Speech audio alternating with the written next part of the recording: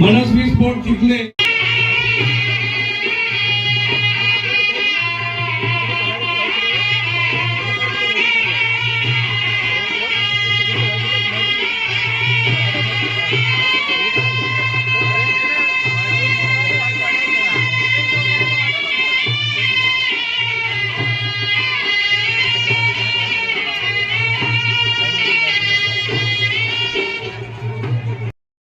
परिवर्तनचे स्वयंसेवक ज्यांनी ज्यांनी टी शर्ट घातले त्या सगळ्यांनी ग्राउंड मध्ये यायचंय।